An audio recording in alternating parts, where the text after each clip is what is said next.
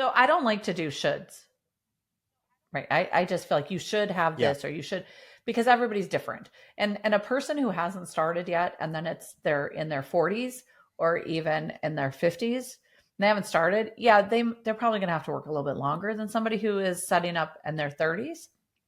But it doesn't mean they can't do it. It means what choices are they going to make? How are Yeah. they set up right now? How much are they willing to put in? So, should seems like a limiting thing.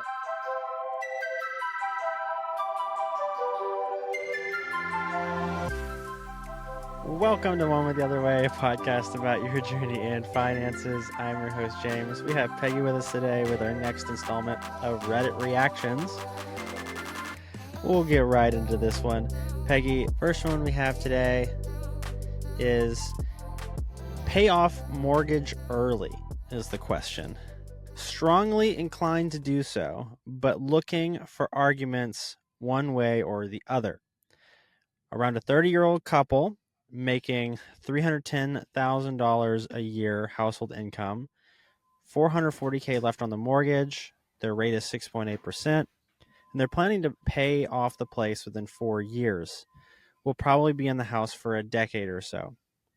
They live in a high cost of living area, and they love the idea of not having to worry about having a place to live. Retirement is a tad low, though, around $170,000 saved between the couple. And they still feel like the security of paying it down outweighs given the high interest rate and payment they have currently. Okay. We actually get this question a lot. I don't know, there's some kind of pressure to pay off your mortgage so you own your house. So, first of all, you own your house even if you didn't pay off the mortgage. Just the bank owns your house too, right? But the bank can't just take your house, right? Unless you default on your loan. So the security of owning a house is still there for you, right? So that's one thing. What was the interest rate? 6%, something like that. So a little bit over 6%. 6.8. Right. Which Yeah. I know that in recent history that's high, but over the time of mortgages and interest rates, that's actually not that high of an interest rate. So it kind of comes down to a couple things. The time value of money, right? So put your money in investments and then it grows over time, right? And you are getting that a little bit in your house because you're getting equity in your house. As you pay it off, you get more equity, right? But that's an illiquid asset. So it's not like it's easily available to you, right? So that's one thing. Their income is high. In today's standards for a young couple, that's a nice income that they have. So good for them. I think that the amount of money that they have in their retirement that's definitely something that they should be paying attention to, again, because the time value of money, right? So if you start investing more in your retirement, it's going to grow, and the longer it's in there, the better it is for you. So all of those factors, it leads me to think that, paying off the mortgage is you should not necessarily be your top priority. Another thing that they mentioned was that they're only going to be in the house for about 10 years. Yeah. That's another reason to not necessarily pay it off, right? You're going to pay it off and then you're going to maybe sell it. So you're tying up a lot of your net worth into your real estate, into your mortgage, into your house that you own. So I feel like I would not necessarily pay it off. Another thing is you get an interest deduction on your taxes. So you're going to pay less on your taxes if you have the interest deduction. And the interest at the beginning of a mortgage is more. In the beginning of a mortgage, you're paying more interest than you are principal. So paying it off in the early years, you're not going to get that interest deduction. And then if you pay it off in the early years, you're paying all that interest and then you're going to sell the house. So I feel like those are considerations. If you put money into your retirement accounts, like your 401ks, that will reduce your tax liability, because these, obviously they're in a, decent tax bracket if they don't have kids and they're young and they are, making that kind of salary. That would be my thought, not knowing them, but it seems like that would be the better choice, would be to keep the mortgage, invest your money in your investments, you know. So they says they live in a high cost of living area, which also to me makes me think, okay, so they're probably in a city. I don't know which city, but I know most cities would be considered high cost of living or higher cost of living. So help me understand from the advisor perspective where maybe you could look at, okay, well, the value of home prices in your area, price increases in your area, or better yet, tax increases in your area as well. Does any of that play into this at all? Well, I mean, kind of, but I think that the main thing really is just how are they using their money right now, right? So if you're not going to put your money into investments where it's going to grow, and you put it into your house, which we often say your home is not an investment. It is an investment, right? So we know that your home is an investment. However, it's not an investment in the terms that you're looking for it to just be an investment, right? That's where you put your stuff. That's where you build your home. That's where you make Mm-hmm. memories. Did these people have children? Did it say they had no children? No, it does not say family. It just says a couple. Okay, so if the cost of living in that area is going to change, well, okay, but how does that affect their house? They own it, right? So potentially it gives them maybe more resale value for when they do move in 10 years. But if they're staying in the same area, then that doesn't really matter. It just means they're going to buy something that's probably more expensive as well, right? Taxes is always something to consider. I Oh, mean, when true. you're talking Yeah. about property taxes, how does that change? You know, that just depends on state by state. And paying off your Yeah. mortgage or not paying it off doesn't change your property taxes. So that doesn't really matter that much. Yeah. The same thing with your homeowner's insurance, doesn't matter. So I feel like another thing to consider is since they are young, if they are thinking about having a family, when you're starting out and you're just getting a family, right? Before you have a family, you tend to have more discretionary income, more income that you can invest. Because once you have a family, your priorities change and the amount of money that you have available changes. So putting the money into the house basically locks it into the house.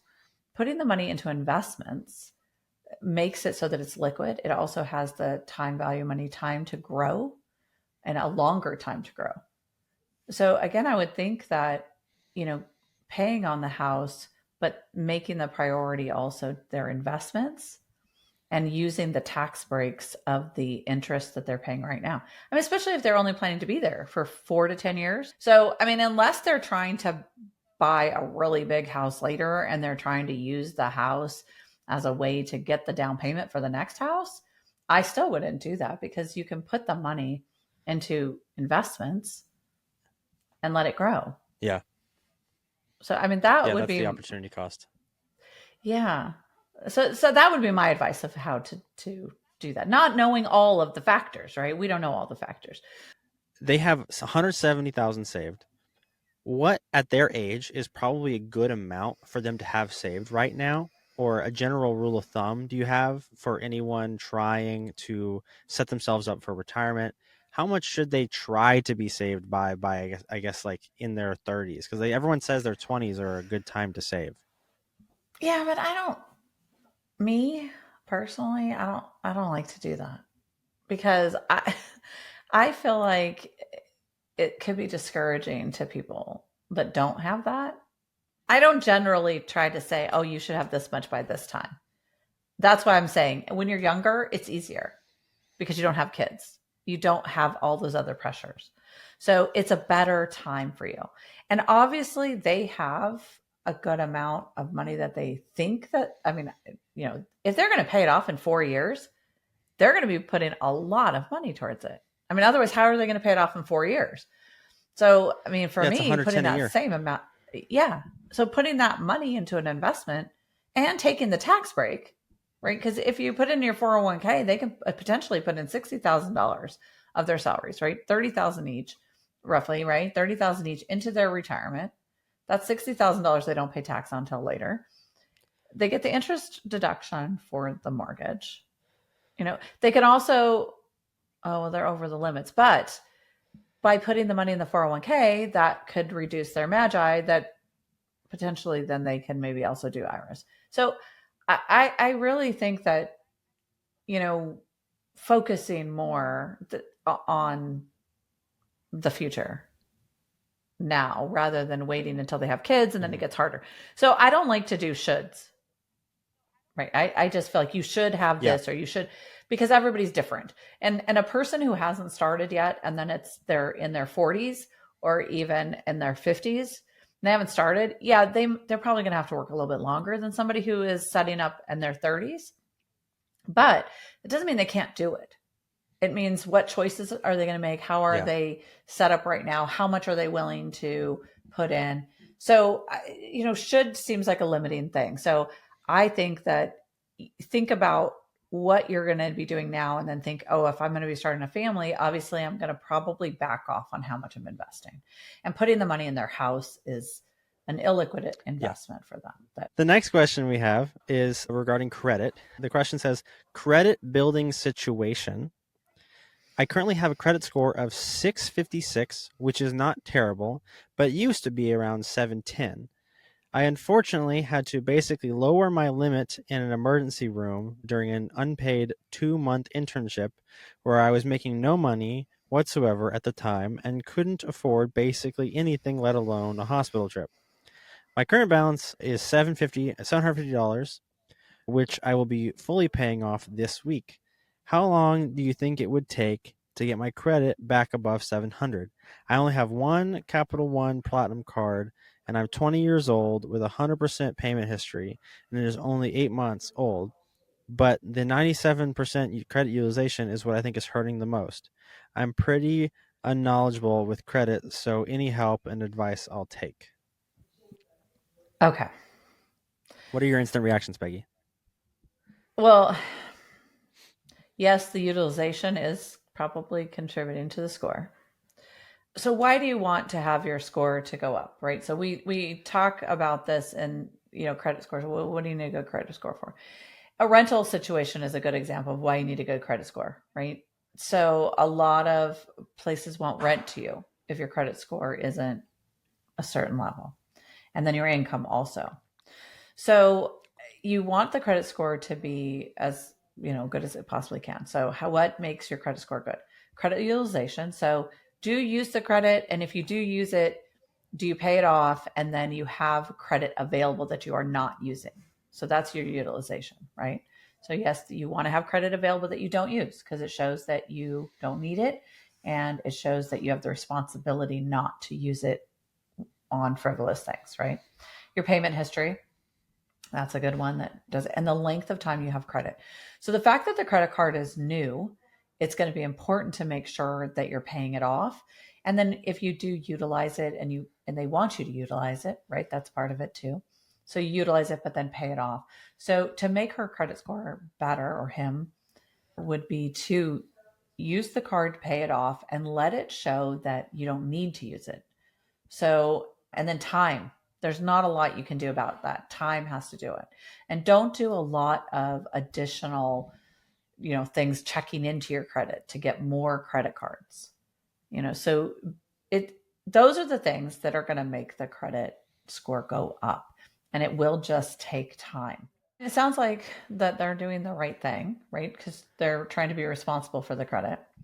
And we don't know if they're being responsible with the credit or if it's just because the limit's low, right? The limit must Sure. be low if it's 97% utilized and the balance 750, right?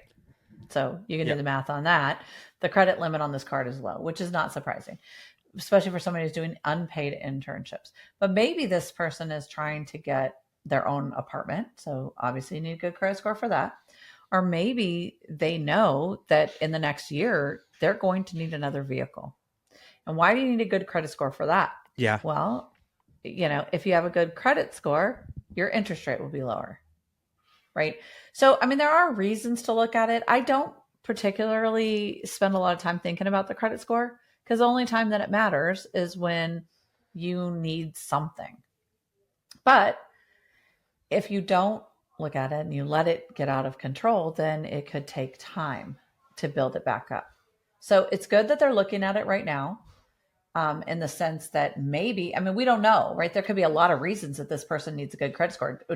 I don't know if there was any follow up to those questions or not, but like I said, maybe they know in a year or two their car is going to die and they're going to need a new car. Maybe they're looking to get an apartment of their own because they're living with roommates or they're living at home and they just got to get out. So there's a lot of reasons that you may want to be building your credit. And it sounds like they're doing the right thing. So, I mean, if we had this person as a client, the first thing that we would do would not be focused on their credit score. Obviously, the first thing we would do would be focus on their cash flow and find out what's going on with their cash flow. And, then secondary, right? We would be focusing on things like credit score and new vehicle purchases or rent or, that kind of thing.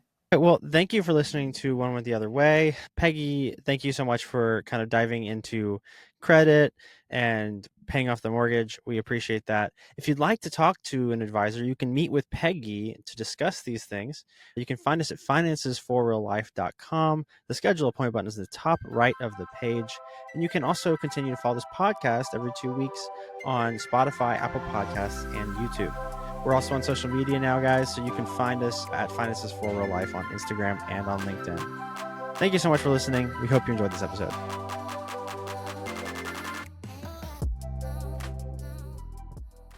Securities offered through LPL Financial, member FINRA, SIPC. Investment advice offered through Finances for Real Life, a registered investment advisor and separate entity from LPL Financial.